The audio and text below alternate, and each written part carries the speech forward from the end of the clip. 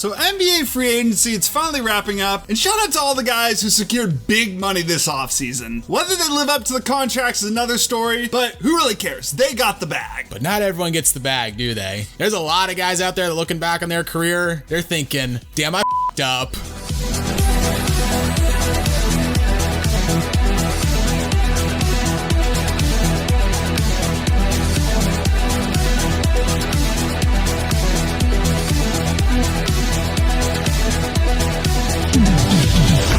Before we start talking about players that completely fumbled the bag, please like the video, subscribe to the channel, and hit the notification bell so you never miss out on any new videos.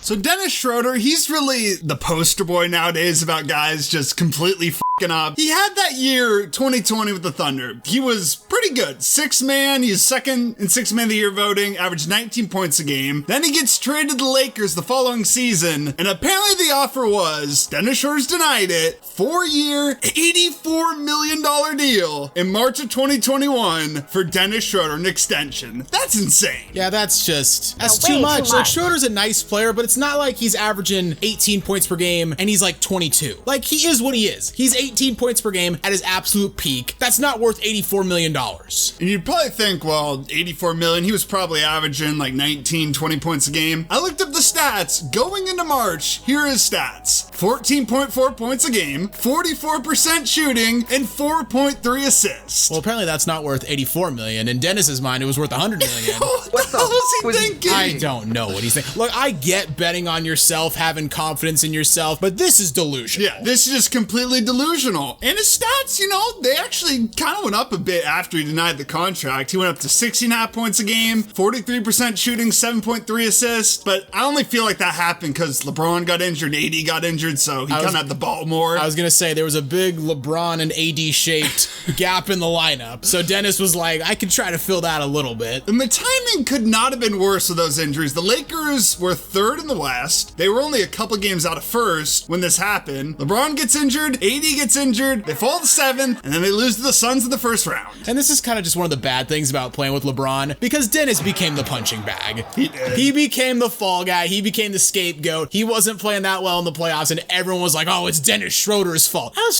if it's Dennis Schroeder's fault? It's not, but that's just what happens when you play with LeBron. I mean, it's not his fault, but we've seen now Dennis Schroeder is a six-man borderline starter if you're a little bit desperate like the Raptors are this year at his peak. That's what his peak is. Oh, I 100% agree. And he's not worth remotely close to $84 million. Skip, you hear the term fumbling the bag. He fumbled the suitcase. They lost a whole airplane full of baggage. As a matter of fact, they lost the airplane.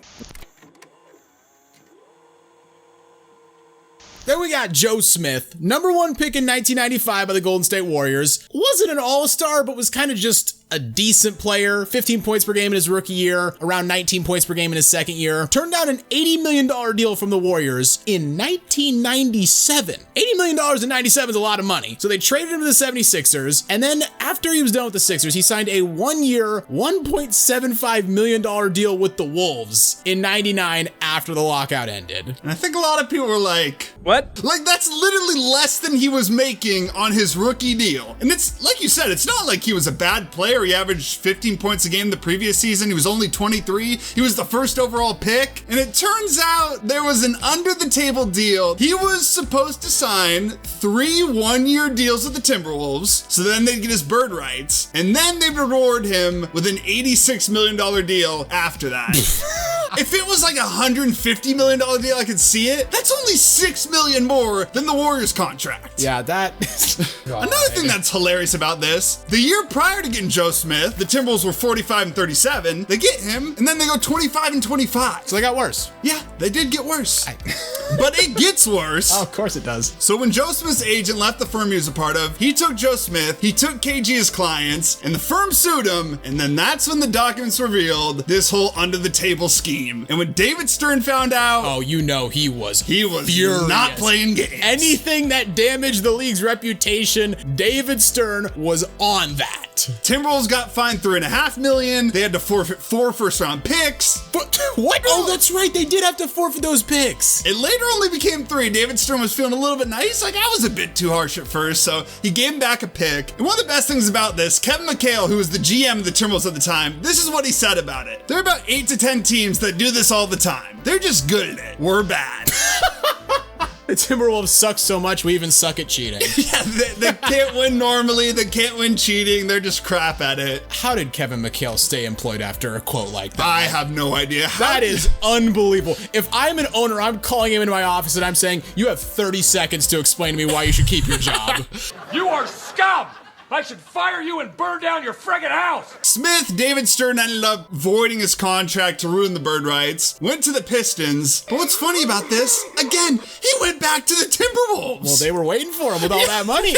One more funny thing about this, he ends up making his entire career, which he played until 2011, $61 million, when he could have had $80 million in one contract. Just take the money. You're given the option to deal or no deal. Just take deal. Yeah, sometimes you gotta hit that white button. Another just completely odd story. Nerlens Noel, another recent one, was offered a $70 million contract in the summer of 2017 by the Dallas Mavericks, but Rich Paul convinced him to not take it at a Ben Simmons birthday party. Okay, I get if you're Nerlens Noel, your agent is telling you, hey, don't take this deal, I think you can do better. At the same time, you gotta realize, you're Nerlens Noel and you're being offered $70 million.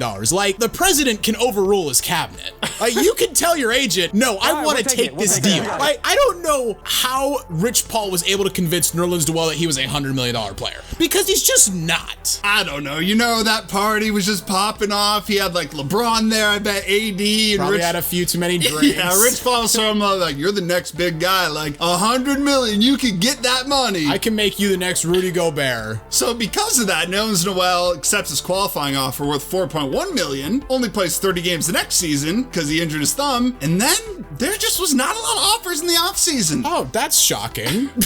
A guy coming off 30 games played who's just, again, he's just a guy. I mean, he's good on defense, but he's great on like defense. 9 points a game. Yeah, again, yeah, he's great on defense, but there are like 3 to 4 other guys like him you can get in the league. Apparently, Brett Brown, when he was talking to Nerlens Noel later, said, yeah, we tried to reach out to you in the 2018 offseason, and we just never heard back from Rich Paul.